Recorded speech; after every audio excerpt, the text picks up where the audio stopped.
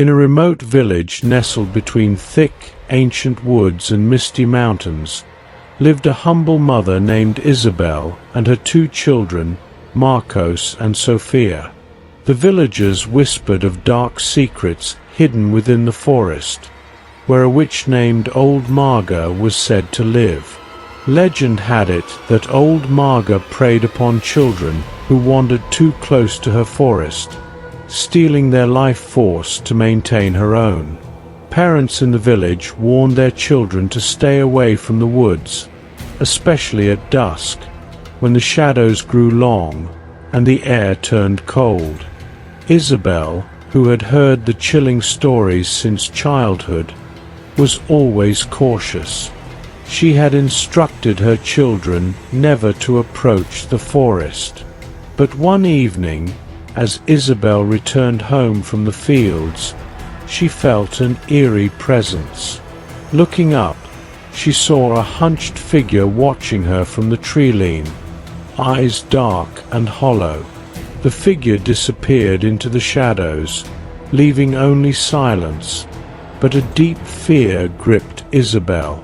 That night, as she tucked her children into bed, she heard whispers outside the cabin window. Faint but unmistakable, a voice crooned, "Your children, they belong to me." The following morning, Isabel noticed small, strange markings near her door, twisted symbols drawn in charcoal, resembling crooked branches and hollow eyes. She rushed to the village elder, Dona Clara, a wise woman rumored to know secrets of protection against evil forces. Dona Clara looked grave as Isabel described the marks and the whispers. "Old Marga has set her sights on your children," Dona Clara warned. "She doesn't take no for an answer. If she wants them, she'll come for them, and nothing but ancient protections will keep her away."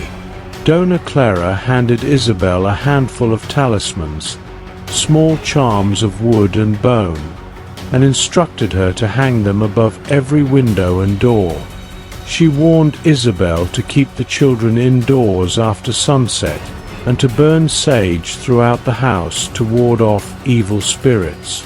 For a few nights, all was calm, but then Sophia, the youngest, began to have terrifying dreams. Each night, she saw an old woman with tangled white hair and empty eyes, standing in the shadows of the forest, calling her name in a raspy voice. "Come, little one, I've been waiting for you." Marcos, her older brother, also started to behave strangely, becoming silent and withdrawn. One night, Isabel found him standing by the door, his hand on the latch as if he'd been trying to leave, his eyes glazed as though in a trance. Isabel began to suspect that Old Marga had already begun to work her dark magic. She locked all the doors and windows, but the whispers grew louder, filling the air around the cabin at night. "You cannot keep them from me. They belong to the woods." Each night, Isabel would hear the door creak as if someone was gently pushing it open from the outside, testing her defenses. One stormy night, the atmosphere grew thick and oppressive, the air filled with the scent of decay and damp earth. Shadows flickered at the edge of the clearing, twisting and stretching toward the cabin. Isabel clutched her children close, her heart pounding, as the voice of Old Marga echoed through the walls, taunting and sinister. "Isabel," the witch called out, "you can't keep them from me forever. I am older than the forest itself. I was here before you and will remain long after you're gone." Desperate, Isabel clutched the talisman that Dona Clara had given her and placed it over the children's beds. She whispered prayers, pleading for the spirits of the forest to protect her family. But the witch's influence was strong.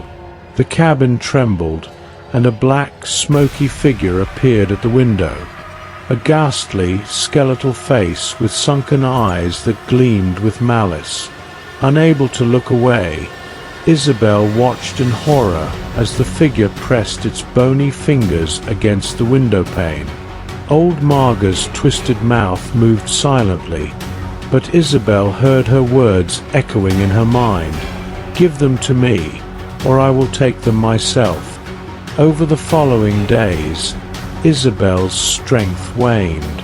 Every night, the witch returned, her whispers growing louder, and her attempts to breach the cabin more desperate. Isabel's children seemed entranced, no longer recognizing their mother's warnings. One night, she awoke to find Sophia and Marcos standing by the window, eyes blank, their hands pressed against the cold glass, as if they were ready to leave. In a final act of desperation, Isabel decided to confront Old Marga herself. She gathered herbs, charms, and an iron knife, then set out into the forest, her heart pounding with fear. Deeper and deeper she ventured, until the trees grew twisted and unnatural, and the light of the moon barely pierced the dense canopy above. Finally, she found herself at a clearing where a single ancient tree stood, its branches bare and its roots tangled like skeletal hands clawing at the earth. From the shadows, Old Marga emerged, her figure hunched and twisted, her face pale and hollow-eyed, a malevolent grin stretching across her face. "You dare come here," she hissed, her voice a venomous whisper. "I am eternal, Isabel. Your children belong to me."